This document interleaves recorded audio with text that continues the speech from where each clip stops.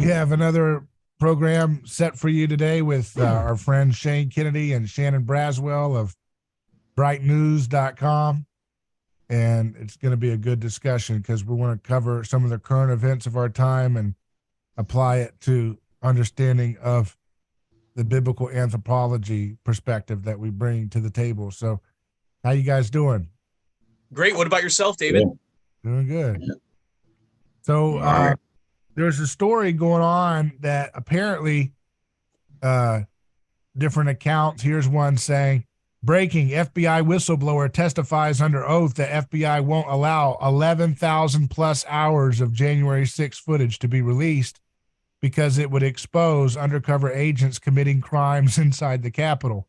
Not only, was this a Fed setup, but now it's confirmed that FBI is also covering its tracks. That's the story from a Twitter follower of this, a Twitter account. When you see things like this happening, what's your initial response? What's your immediate visceral response to these things coming to fore? Well, the first thing I think about is an outlier. Is just an outlier. It's just the exception to the rule. But when you see a pattern, you're seeing a rule being born. And the thing is, if we think back to the whole Russia collusion thing, the FBI investigating, Donald Trump's campaign and not investigating the Clinton campaign in light of all the revelations from the Durham report. And then we think about the FBI and the school board meetings. And then we think about the FBI, specifically persecuting pro-life activists. And then it comes out that the FBI somehow was involved, and we don't really know to what degree, but somehow the FBI was involved in the January 6th thing. We're really starting to see the politicization of the FBI as being the norm. That it's not really the exception. Yeah. I mean, I take it as sort of like a unfolding of things that, we're I guess bound to be uncovered. It's I guess a lot of people were speaking about this a long time ago, but it's sort of one of those things where you can put it on the hush long enough to uh, get an agenda going, until it doesn't work anymore, right? And so, once once the economy and everything, starts to fall, and go down, then, that's what we're getting. The economy's failing, politics are failing, international politics, domestic politics. So, you're getting a lot of well, why is this happening? So now people want to know the truth. They want to know, why, was Trump really, all that bad? Was there really that much collusion going on? You know what I mean? Did he really, what do you call it? You know, encourage a riot? You know what I mean? Or all these things just, sort of emotional triggers that people had at the time, right? Yeah. You have this FBI special agent Garrett O'Boyle who testified today. The FBI will crush you. This government will crush you and your family if you try to expose the truth about things they are doing that are wrong. And we are all examples of that, he said. And this is in the weaponization committee hearing with FBI whistleblowers today. After Matt Gaetz had posted some different testimonies from whistleblowers. And it's interesting, you've got these fake whistleblowers and then you got real whistleblowers, right? And fake whistleblowers, media does everything they can to make them look sacred and untouchable and anonymous and all this stuff. And then real whistleblowers, they try to pulverize. If you want a real whistleblower, go look at Julian Assange, right? When you take on real power, you're going to be put in maximum security prison if you're lucky, well, amongst terrorists, where you look at Assange's health and it's absolutely abysmal. That's what, real whistleblowers go through. I mean, and these individuals are representing that. But, evil in the time of a Christ haunted society always has to take on the facade of a victim in order to get its way, right? And so the establishment knows that, and they always have to bring out they trot out their own little fake whistleblowers, right? And I'm here to make sure that I fight on behalf of the military oligarchs who want us to have a World War III with Russia. I am really scared. I'm speaking truth to power. Trillions of dollars are at stake if I am able to succeed in my mission to get them their money. It's like, this is stupid, but when you have a population which has been deliberately dumbed down for generations, low info in that sense, right? It seems like it works to some small percentage of the population that moves this stuff forward, What about that kid that was in the military? I want to get you guys to take on that had all the military plans that regarding the Ukraine you're talking about? Yeah. Right, Yes. right. I mean, would we include him as sort of a whistleblower in terms of what the U.S. had planned for, Ukraine and Russia? Or is he sort of will we say he's unpatriotic? I mean, well, Shannon, I certainly would, because if you look at what his motivation was, which obviously we can't know what was in his heart or anything, but he was saying that what the U.S. government was telling the American public was completely different from what the facts were, from what their actual plans, from what their actual intentions were, and from what they were actually doing on the ground, right? Mm-hmm. And it used to be illegal for the federal government to propagandize American citizens on the homeland. Yeah. Mm-hmm. But it's not technically illegal anymore. I forget what the law was called. It was the Obama administration or something. They passed it. Yeah, you're right. I don't remember what that law was called, but it explicitly prohibited the propagandizing of U.S. citizens on U.S. soil. It was passed like in the 40s, I think. And then Obama reversed it. Yeah. That's what Hope and Change was about.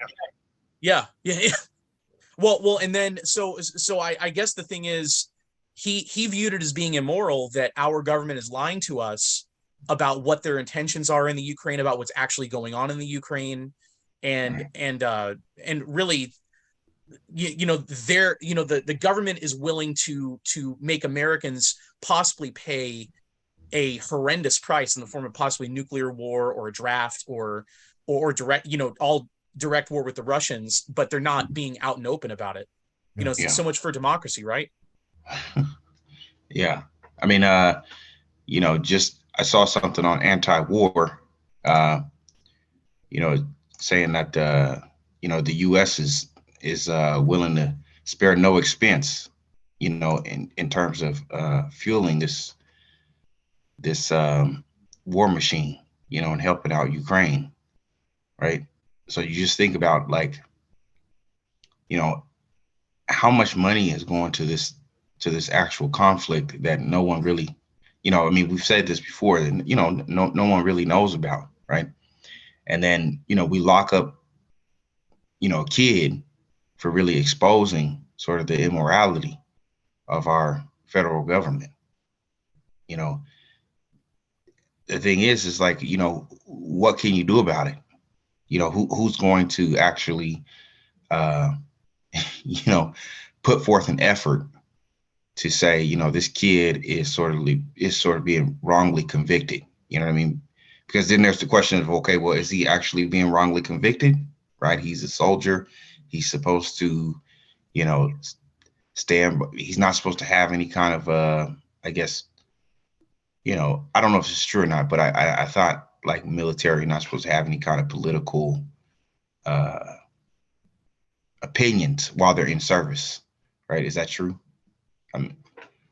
So, and I think that happened with the guy who was Snowden. Mhm. He was also military personnel, right? So, I think it goes to show you that some people really have a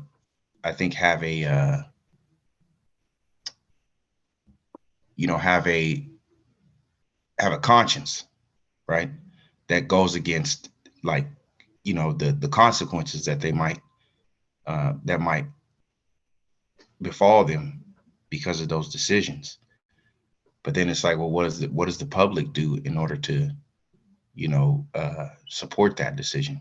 You know what I mean? Because we're all sort of acting like Peter, right? Where we're kind of like, I'm not gonna get near that. I know the man not.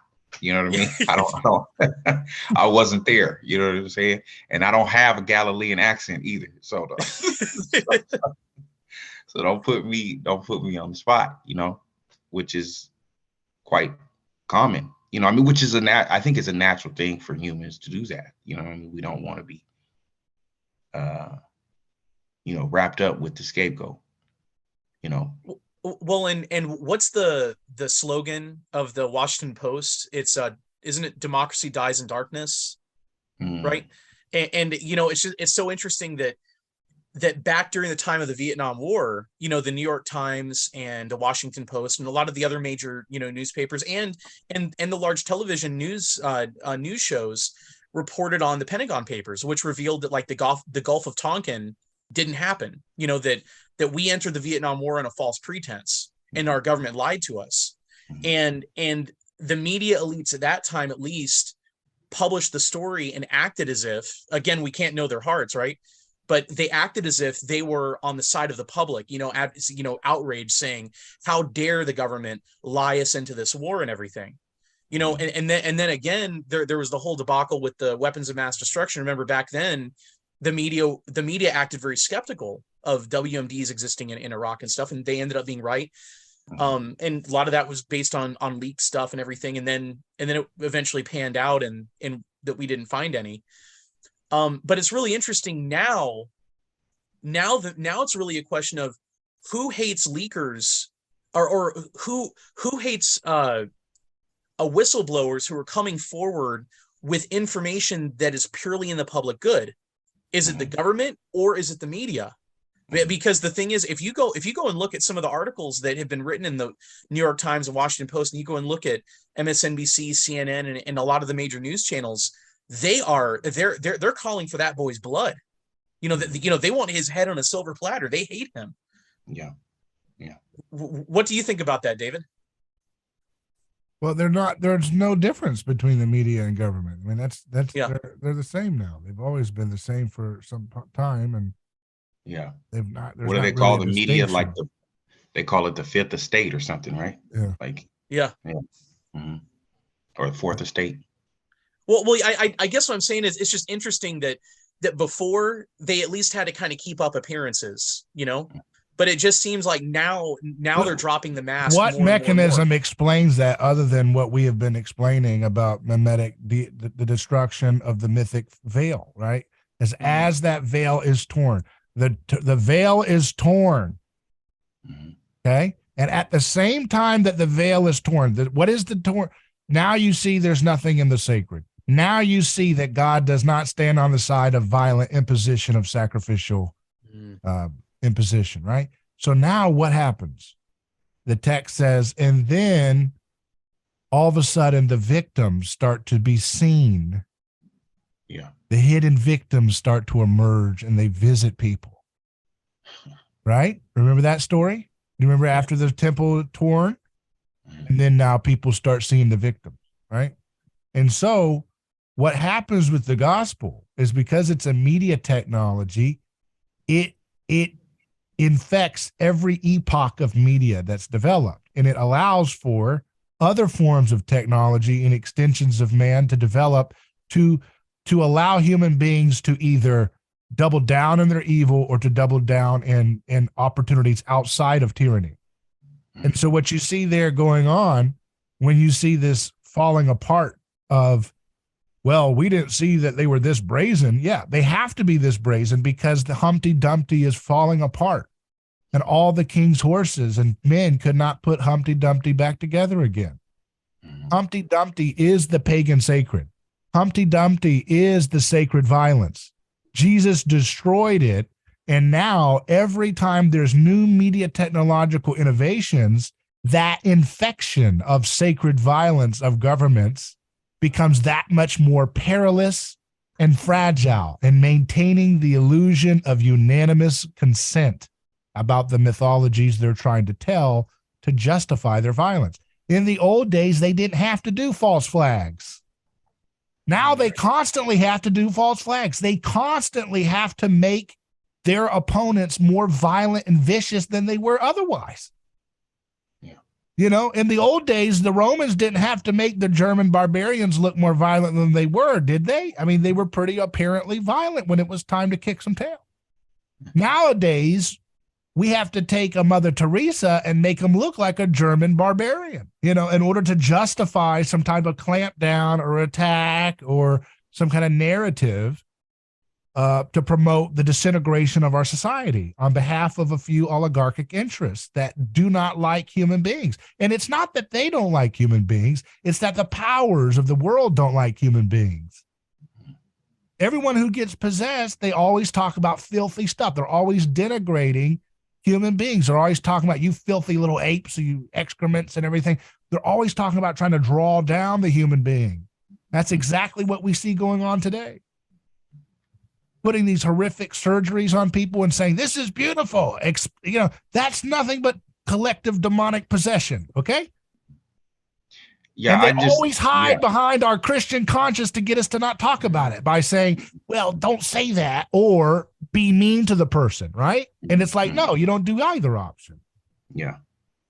I just think about what happens in the wake of these people. You know, it's like these people are sitting in a jail cell or in prison or isolation, you know, and, you know, the news keeps rolling on, right? The news keeps rolling on about Bud Light and how it's tanking and, you know, whatever. I mean, that, you know, even to the right, that calls for a better news reel or whatever than this kid or Julian Assange who's sitting in prison. You know what I mean? For basically speaking out against the, you know, the government. So for me, that's what one, it's a cautionary tale of what can happen to you when you do that. That's right? What they want it to be. Yeah. Yeah. You know, you'll be forgotten, sitting somewhere. Nobody gives two, you know, whatever about you. You know what I mean? They'll just say, well, you know, that poor kid, I feel so bad for him. You know, such a sad story, you know, but they're not going to touch that. You know what I mean? But, you know, but like I said, even the right will sit there and crack up every day about, you know, how Bud Light is tanking or, you know, what Elon Musk said about George Soros, which is all, you know, I mean, yeah, okay. Those are true things, right? And it goes to show you just how much I think the left is starting to, you know, it's so all over the place that it can't contain itself anymore, right? So there is truth to that. But I think the deeper part of this is exactly what we're talking about. It's victims who get, you know, shoved under the rug because of stuff like that. And you know, they will not be remembered until maybe we're old and gray. And say, remember that kid 50 years ago who was sent to prison? You know, his life is over now. Right. You know, his life is done. But they are participating in but what they are doing, and this is what the church needs to understand. The church, whatever the church you're part of, if they're a part of Jesus, this is what they should be saying, right? Which is that those people who are forgotten, so to speak, are perpetuating the unfolding of the gospel spreading to the ends of the earth. Mm-hmm. So important. But they don't teach that in Sunday school, do they? They don't teach that whistleblowers fighting against collective violence and lies meant to divide, destroy, and suppress families and everything, that those people who are fighting for the truth are in their own way being living sacrifices rather than sacrifices of death, where you want to you kill yourself in an attempt to, or you like a suicide terrorist. That's a sacrifice of death. If it's you get killed in the moment of battle fighting against tyranny, that's still a kind of sacrifice of death. But to lay down your life in prison and destruction on behalf of unveiling the truth of collective violence, collective murder, collective hell, is advancing. It's advancing the knowledge of the Lord so that it will fill the earth as the ocean is wet. Habakkuk said, chapter 2. Yeah, Right? it's like a John. They're like John of Patmos, or what they call. I think what they call Shane is like white martyrs, something like that. Yeah. Yeah. But there's that song by that song about the idea of the pirate, the redemption song by Bob Marley, where he says, how long will they kill our prophets while we stand aside and look? Right. And the most Americans got out of that is they killed Tupac and Biggie, but it's like, that's not what he's, that's how they apply it, but it's not what the point is that every aspect of the gospel will unfold through one laying down one's right to oneself to various degrees. Some people will be called to full martyrdom. Some people will called to be not as wealthy as they could have been with their natural talents because they sacrifice as a living sacrifice that extra wealth opportunity to do the right thing, right? Some people, that's all what that is. It's that living sacrifice. Yeah. Right. And that's what advances redemptive history. And if the quicker Christians can understand how to play into this, we can get on the ball a little faster. We can actually accelerate this redemptive history if we actually are aware of what we were called to do on the earth, which is to be creative. And to be creative has many different forms. Being a farmer, being someone who likes to preach on the side of the road. I mean, being a whistleblower. There's many different ways to lay down one's life for one's friends. I mean, listen to the way this FBI agent Garrett O'Boyle says. He says, in weaponized fashion, the FBI allowed me to accept orders to a position halfway across the country. They allowed us to sell my family's home. They ordered me to report to the new unit across the country when our youngest daughter was 2 weeks old. Then, on my first day on the new assignment, they suspended me, rendering my family homeless. They refused to release our goods, including our clothes, for weeks. All I wanted to do was serve my country by stopping bad guys and protecting the innocent. To my chagrin, bad guys have been running parts of the government, making it difficult to continue serving this nation and protecting the innocent. But I, for one, will never stop trying, and I will never forget my oath.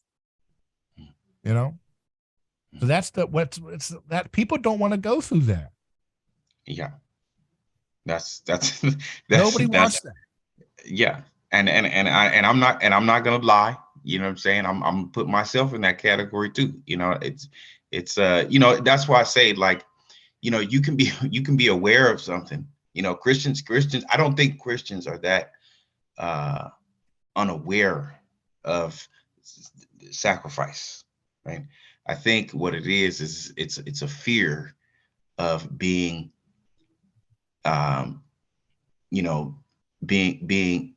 being lynched by the mob. They don't want to be seen hanging out with Christ, okay? Because that is they know that that's sort of a sentence of ostracization, or being silenced, or being put on an island, or being killed. And that I think it's justifiable to to you can understand how people, their reluctancy to do that, right? Because nobody wants to be out there like the madman in the wilderness saying, I told you, what did I tell you guys? I told you this was going to happen. I was saying this 30 years back, nobody listened to me, you know what I'm saying? And you're talking to yourself in the forest. They don't want to be that guy. You know what I mean? And some young guys come along and they're like, remember there was this guy a long time ago, they talked about him, they were talking about how, Shannon went crazy and, all this stuff. We got to find that guy because everything he said was true. And now, and now I'm sitting there like, and I said it and I told him, I tried to tell him, and they're like, what about the apocalypse? The apocalypse. Yes, I remember. And it's like, nobody wants to be that guy. Nobody wants to be that guy, man. And so I understand why a person would want to flee that, because they want to stay comfortable. They want to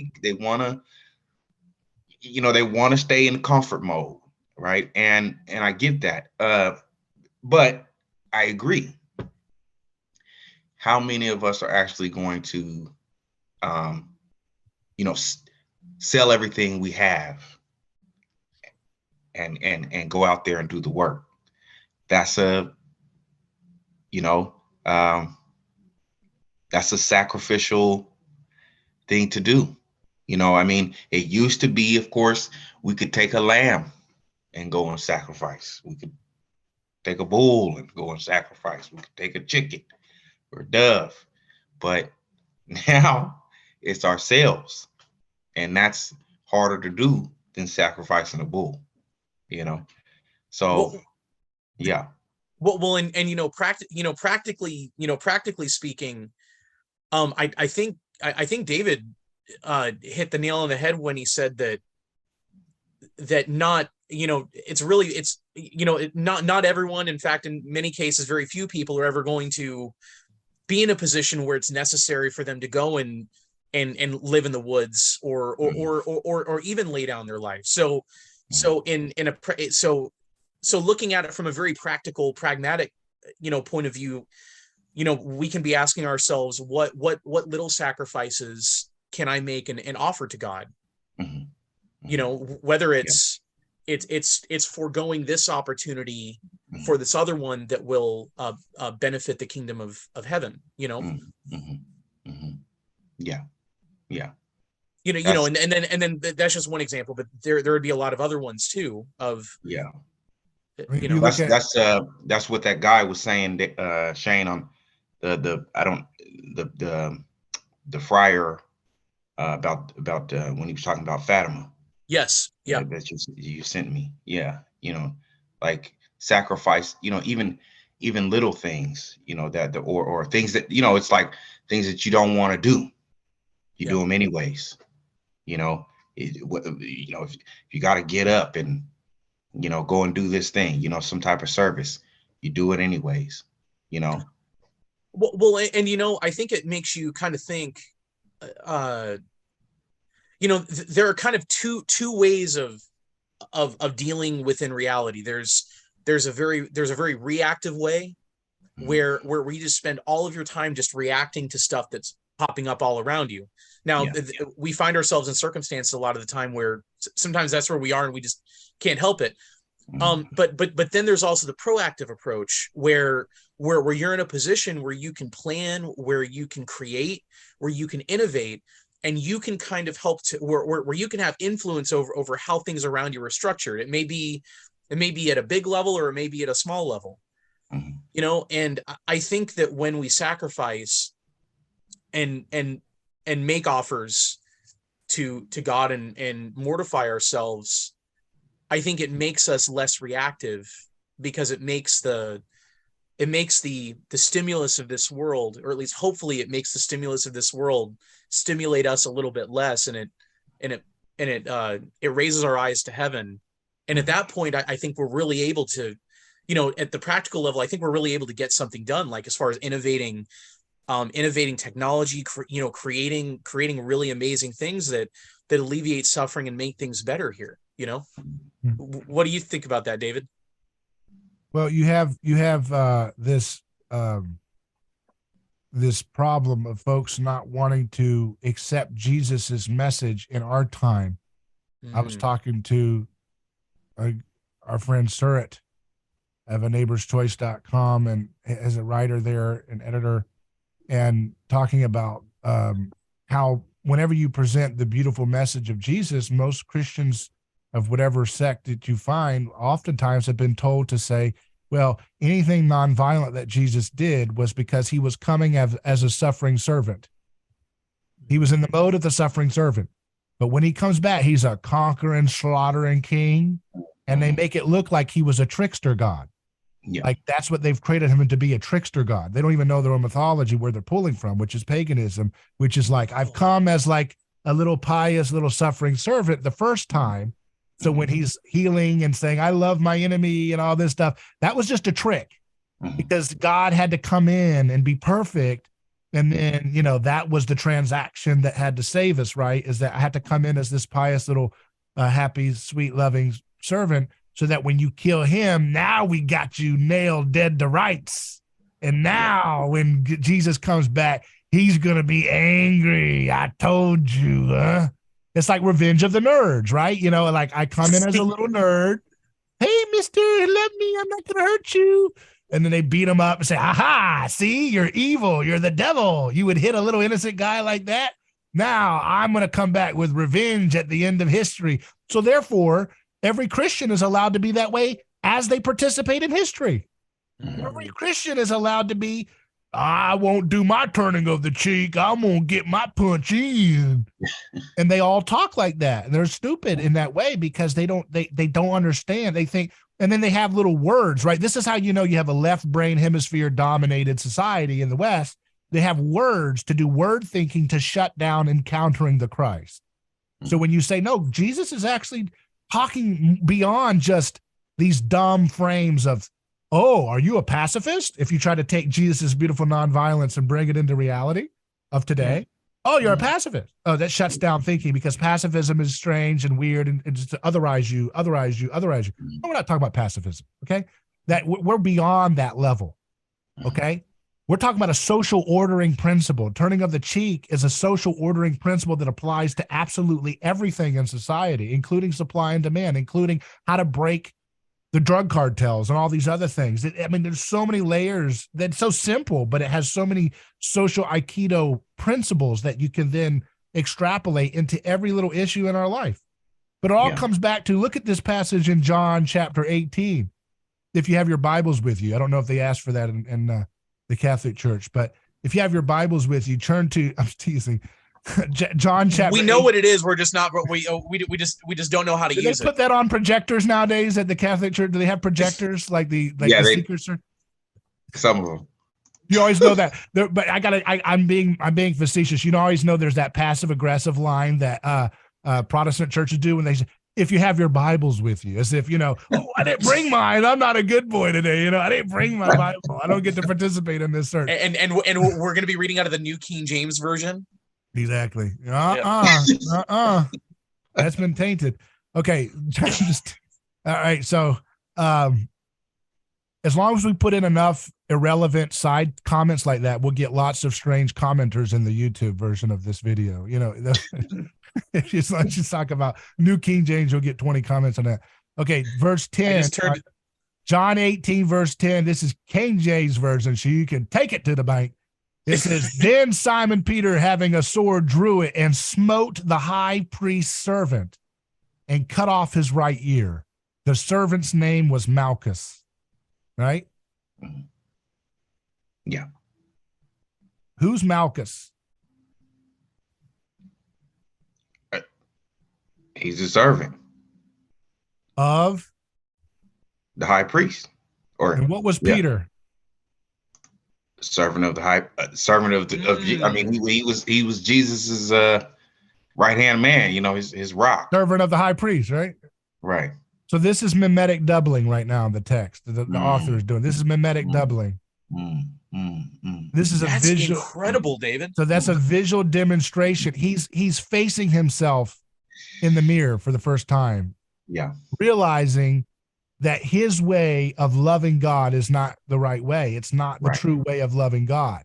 In fact, this text lets us see what is got Peter imprisoned. Right. He's imprisoned to the domain of death. Yeah. He's owned by the denial of death. Yeah. And so what happens is Jesus heals the man's ear, right? But what does the ear signify? Faith comes by listening. Hearing. Yeah. So if Peter is the right-hand man, if he's the servant of the true high priest, and he's facing off with this mimetic doubling, and he's using force to protect his high priest, he hasn't heard. He hasn't trusted in the way of his high priest, has he? He hasn't heard. That's a visual demonstration. And by using force to try to maintain protection of his view of God, he has not listened. He has not had ears to hear the truth of the gospel.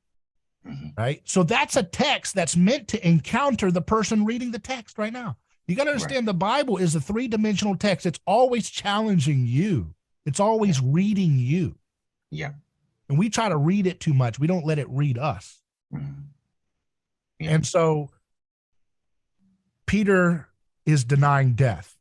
That's why we get, let's go back to the, that's what I said. So David, one question. So when you say that Peter is denying death, would you say that whenever he denies Christ, that's him denying death? Because it's a continuation of the same thing. Yeah. You're either selling him out or you're trying to defend him with violence, but you're still under the domain of death. He's still in fear of it.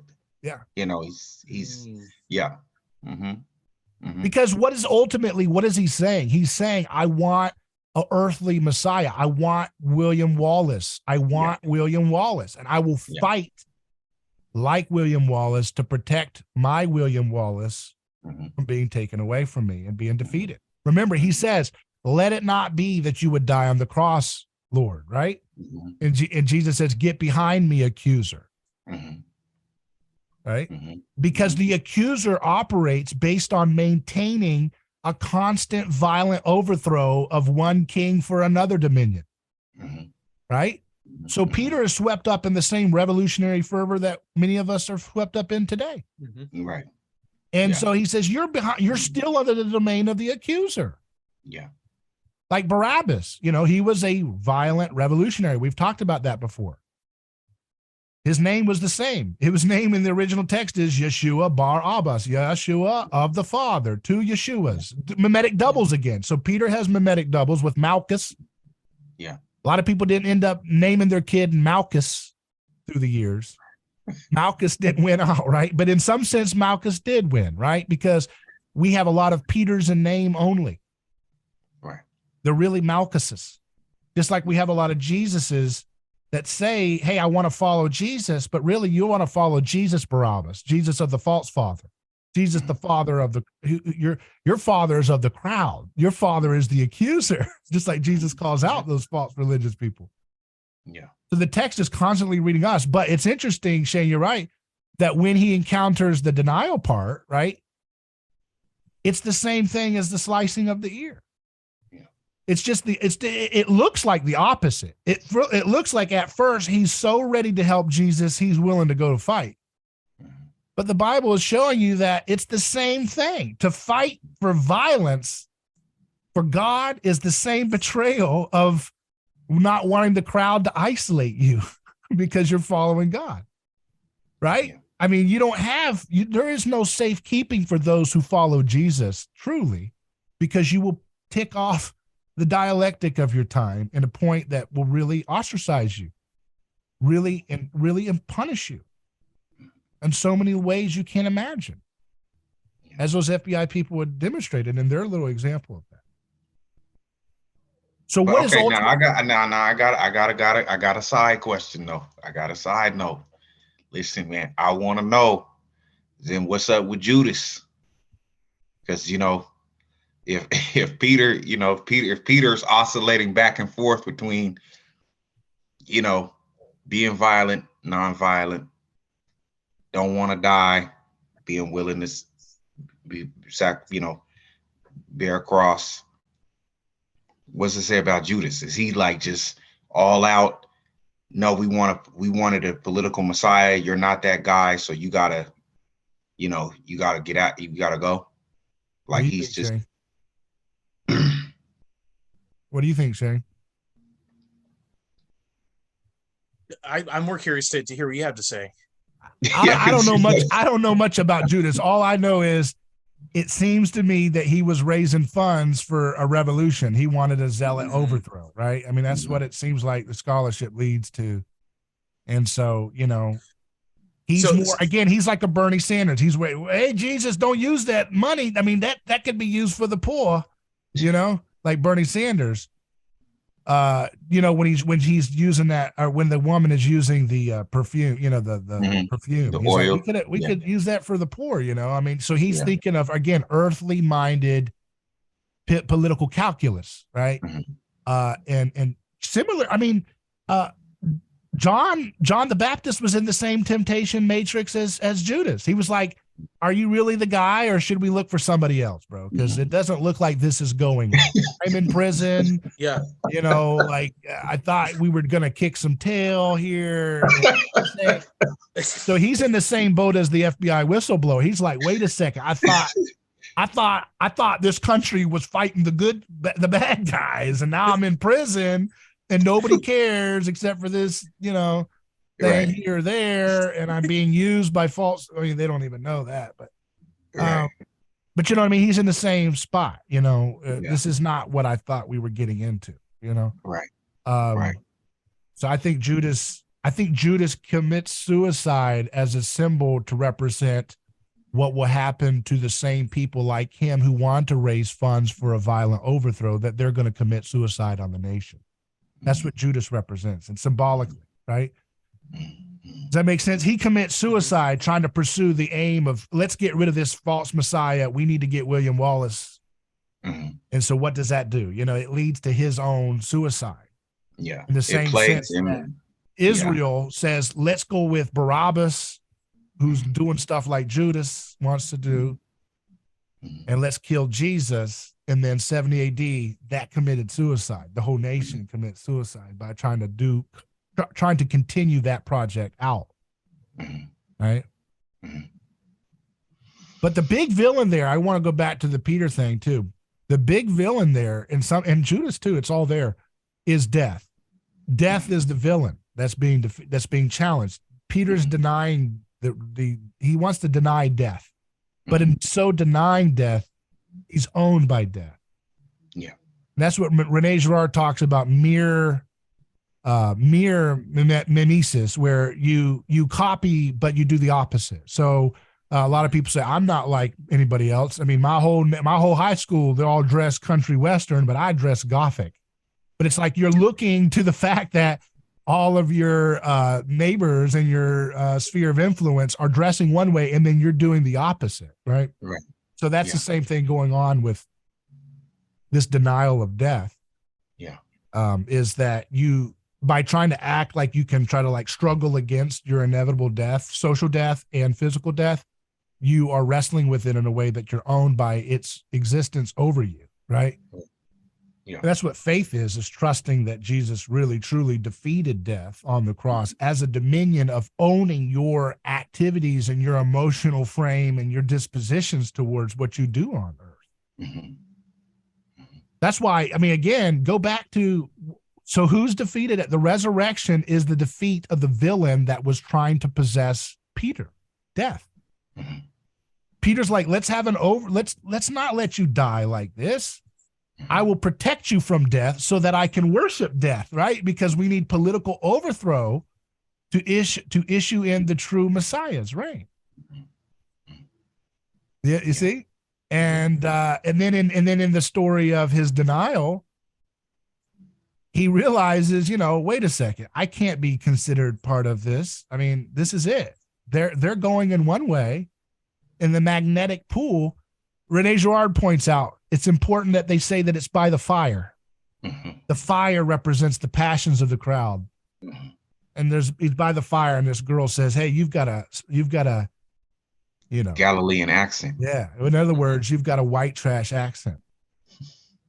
You voted for Trump, didn't you? Or whatever, whatever your passe thing is. If you're on the other side, it'd be you're a liberal, aren't you? Or whatever, So you smell dirty. You smell filthy compared to the group here. Right.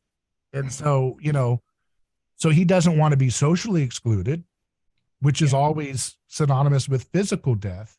Yeah. Right. Just go ask what happens to kids who are raised in the forest by animals. They're completely living in total exclusion from humanity forever. Right. Jungle Book. Mowgli. Yeah. Yeah, man. So he defeats death so that you don't have to do the same mistake that Peter did. Yeah. Right? Yeah. Or anybody else. Yeah. Which, once you have that trust that death has been defeated, then that opens up your ability to be so creative that you don't fear death. And then you operate on a creative space that allows you to almost, it's a kind of superpower to be able to look through mimetic myths and be able to poke holes like the Matrix. Like, I don't know if that's true. And that's where technology comes from. We don't even understand how extraordinary of all these technological innovations that we've had in history. A lot of people point out, oh, we had technology, and they point to the megalithic structures, like before, like thousands of years ago. But I'm always like, but look what they were always in service of. They were always in service of like one king or like great epic war techniques. Yeah. It's all, or death. They're always these giant structures for a freaking death. So that's what I was just going to say. It's like, okay, you want to be little ancient aliens gimmicks. Okay. But what was it all doing? It wasn't doing anything to help little poor widows and orphans. Yeah. Like it wasn't doing anything to liberate like humanity and emancipate it from destruction and misery.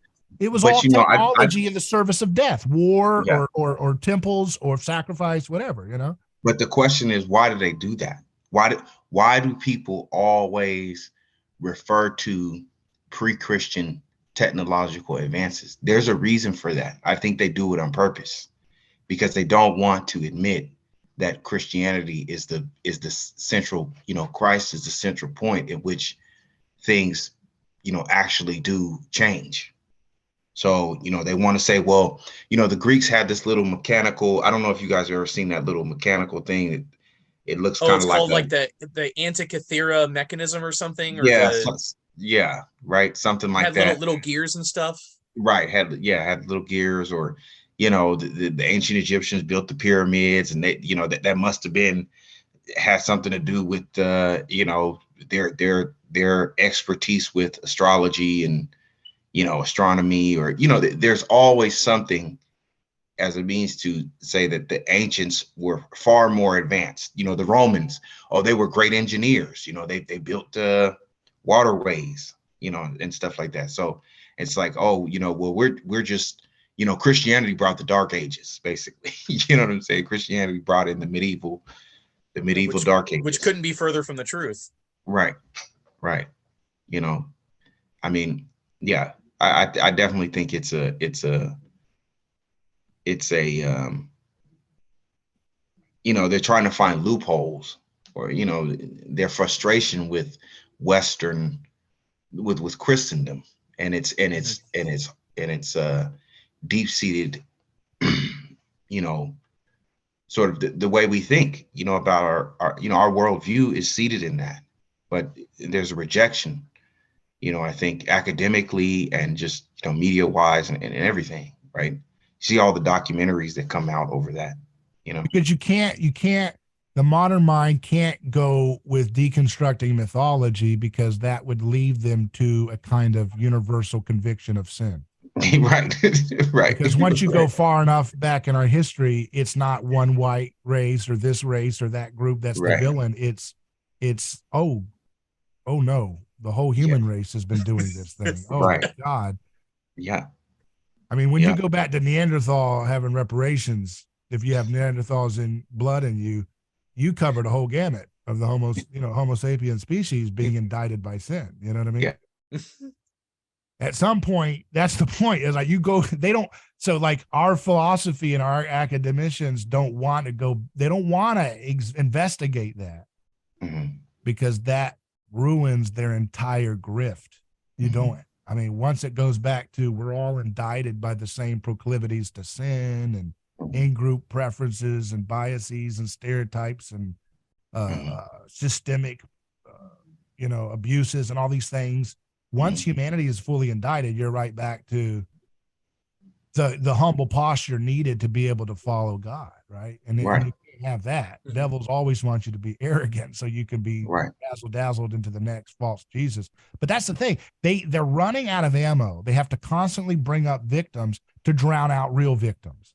And, that's the thing that we know that the accuser system is on the run because the accuser system is constantly trying to drown out our conscience, our knowledge, our awareness of real victims.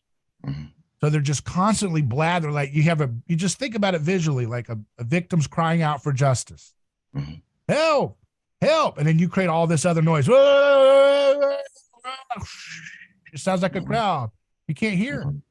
And if you can't hear, you don't have the ability to have faith, to trust that God will stand and vindicate all victims. You start getting confused. Oh, wait a second. If this 3-year-old doesn't have hormone blockers that cause cancer, they're a victim. Oh my goodness. You're confused. Author of confusion. Who is the author of confusion? Who creates scapegoats? Who creates violence? And now his playbook is so different because his playbook used to be the scapegoat mechanism. And now he can't create any kind of lasting unity off of his violence. So it's every day is a carnival. Every day is chaos. Every day. And that's why the governments are so crazy right now. Because they have to come up with elaborate plots to justify their bullying because they are not in control of history. And that's why the nations rage. Why else would the nations rage? If it's just the penal substitutionary atonement model of ecclesiology, what are they raging about? I mean, it's kind of like when something's done and it doesn't really have much to do with their affairs. They can kind of keep doing what they want to do. In fact, the theologies that are so popular amongst a lot of Christians are very great justifications for passive acceptance of brutal, subjugation of people, Yeah,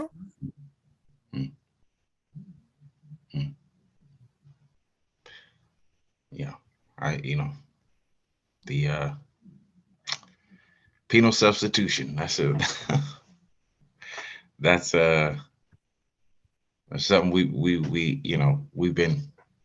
I think we've all been kind of skipping around that, but I think it's a very deep-seated topic within Christianity that people, kind of try to leave to the theologians. They want to leave it to the masters. What is the meaning of Christ's,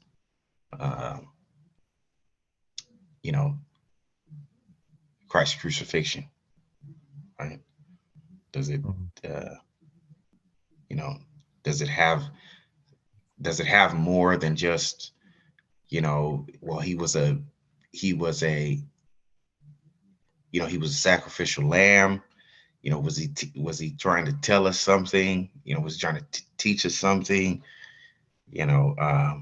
Was he like in the book of Hebrews, it says he was the last sacrifice. He sat down and rested or something like that.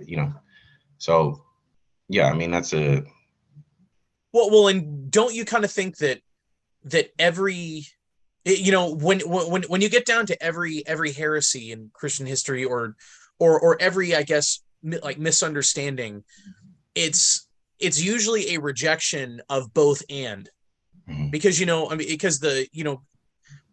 Christ's work on Calvary was the payment of what was the payment of a price, right?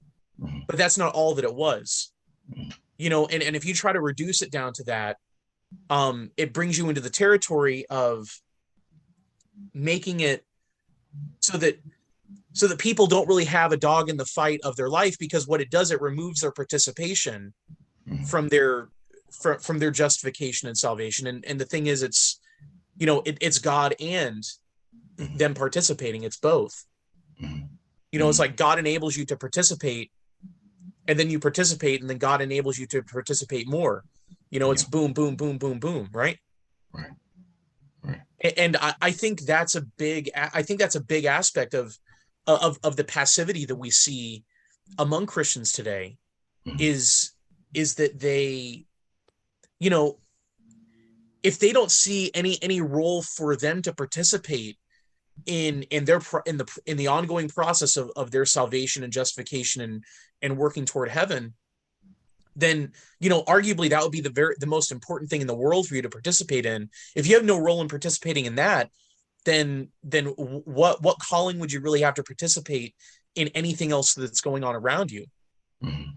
You might as well just kind of cruise along and just make it to the end, Right. Be but I nonchalant. well and I think along the way, what ends up happening when people do not participate, and they're encouraged to be passive, there's a level of resentment that ends up setting in them, you know Mhm. because they end up losing control over the things around them. They feel Right. totally disconnected from the happenings around them, and Yeah. then that resentment, it builds, it builds, Mhm. and then it ends up exploding. Mhm. Sometimes it'll explode in them, individually, or sometimes the more dangerous form of it is it'll collectively explode. Mhm. Mhm. And what do you guys think about that? Because Yeah. I think we're living in a time where there's where resentment, where people are like little resentment sponges. Yeah. They think they have no that they have no role to play in their movement toward heaven. Right. And so they think everything is taken care of, it's all a clean slate. And because of that, the resentment, it builds and it Mhm. builds and it builds and it builds, and then it ends up exploding into them acting crazy, or them joining some crazy movement, Mhm. or just something crazy happening. And then it kind of plays into these elites that are at the top. If these elites are really crafty, which I'm sure some of them are, they're able to play on these resentments. They're able to Right. set a narrative, and then light the fuse, and then let all these resentful people play into the narrative, into the storyline that they've set up. You know, I mean, I mean, okay, there is that. I think, you're sort of like you don't you don't really want to engage with the problems, so you sort of become very closed off, yeah, right? But the more the more you stop engaging, like the more the world comes after you. It's like taking away things that you really, you're just like, man, I just want to be left alone. But then they keep coming for that, and it's like, well, I'm gonna take that away from you. You know what I mean? So so there's that. But then there's also the part where they say, well, um, what do they say?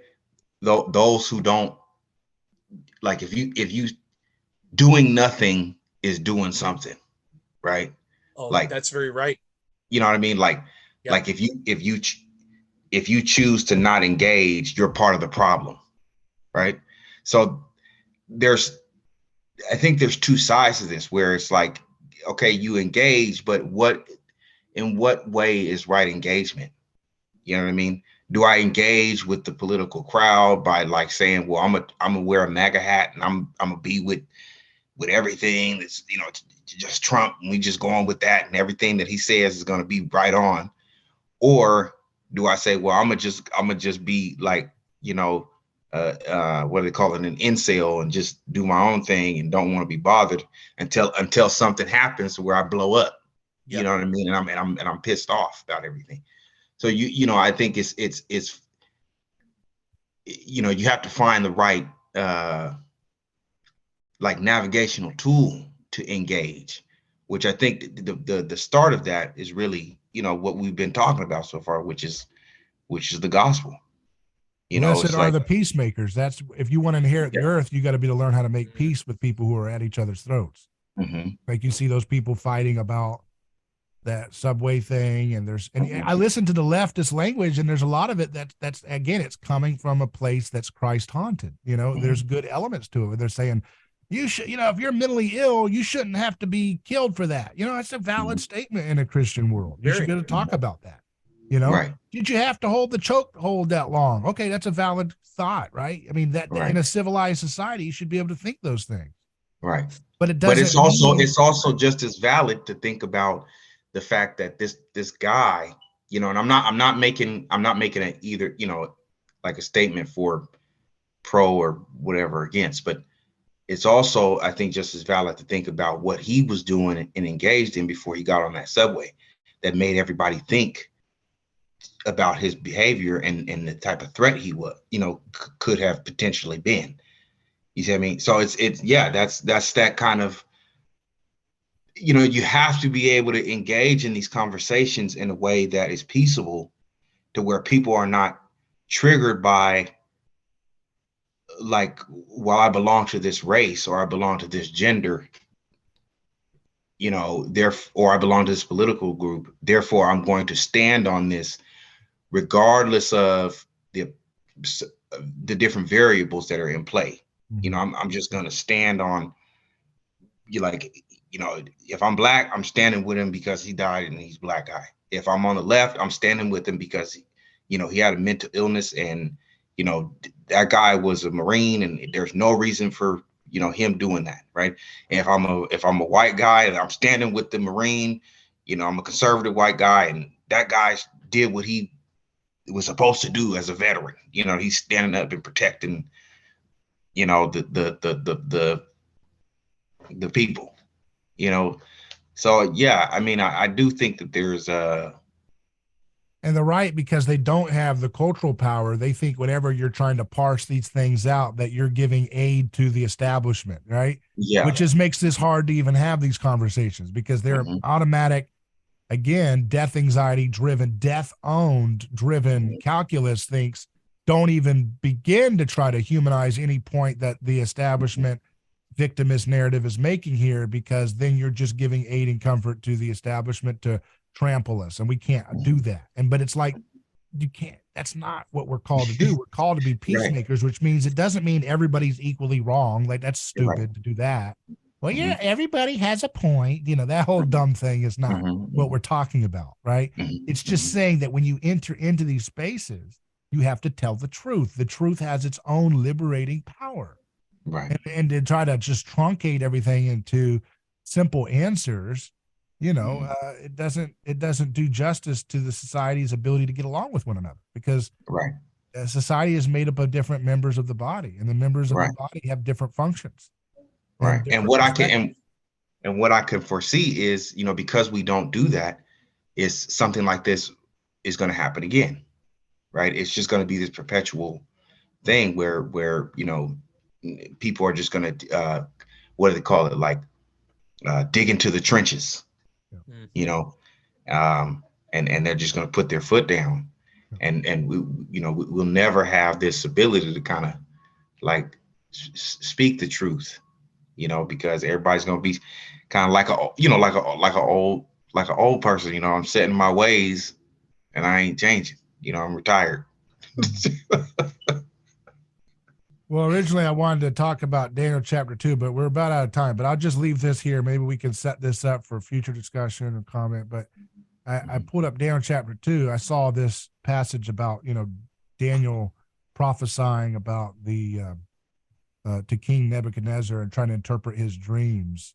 And just a little passage here to give it context. He says, "Your Majesty looked, and there before you stood a large statue, an enormous, dazzling statue, awesome in appearance. The head of the statue was made of pure gold, its chest and arms of silver, its belly and thighs of bronze, its legs of iron, its feet partly of iron and partly of baked clay. While you were watching, a rock was cut out, but not by human hands. It struck the statue on its feet of iron and clay and smashed them. And then the iron, the clay, the bronze, the silver, and the gold were all broken to pieces and became like chaff on a threshing floor in the summer. The wind swept them away without leaving a trace, but the rock that struck the statue became a huge mountain and filled the whole earth. And I think that's important because that's what's happening in history right now. Now, people get into which empire and all that, but just think about that word, the rock, that's broken out. And it says that they were all broken to pieces by this rock. And the rock became a mountain that filled the whole earth. And you look at what Jesus talks about in Luke chapter 20. He says, what is the meaning of that which is written? The stone the builders rejected has become the cornerstone. Everyone who falls on this stone will be broken to pieces, but he on whom it falls will be crushed, right? You look at other passages in the Old Testament that talk about this. Zechariah chapter 12, verse 3. And in that day will I make Jerusalem a burdensome stone for all people. All that burden themselves with it shall be cut in pieces, though all the people of the earth be gathered together against it. You know? Isaiah 8. And he shall be for a sanctuary, but for a stone of stumbling and for a rock of offense to both the houses of Israel, for a gin and for a snare to the inhabitants of Jerusalem. But you see that stone the builders rejected is that rock that destroys the empires. And that little stone becomes this mountain that fills the whole earth. That's what's happening right now. We're in it. We're in it. Yeah. Jesus says, I will build this on this rock, right? The stone. I love how Jerry Boyer talks about the idea of that Jesus was probably a stone mason. I remember, look at the scholarship for the word tecton, the word that they use, that they translate as carpenter. He was probably a stone mason. Yeah. So you have all this stone metaphors going on, you know? Yeah. He who will cast the first stone, right? Yeah. Let he who's without sin cast the first stone. What does that imply? Jesus is making an anthropological reference to the origins of human culture and society itself. The first stone was that first initial step that was necessary for everybody else to mimetically throw piles of rocks onto a primitive scapegoat. A primitive scapegoat. Pile, you know those urns you see? The piles of rocks? And on that becomes eventually the pyramid structures, right? That we see in Egypt and all around the world. Yeah. That's the sacred. That's the temple. That's the sacred of death. That's the system of death that we're all been enslaved in, right? But that first stone, he who is without sin cast that first stone. That's the first stone will either be used to start a new sacrificial act of violence, or it will be a counter signal, which Jesus creates, where the first stone is the first stone to relinquish one's right to violence. Right. Because it says in that story with Jesus and the first stone that the eldest, convicted of what Jesus said by coming back to their individual right mind instead of being possessed by the crowd anymore, that the eldest threw their stones down and then the others imitated them, right? So it was that first stone of relinquishing. I can throw this and I'm letting it go.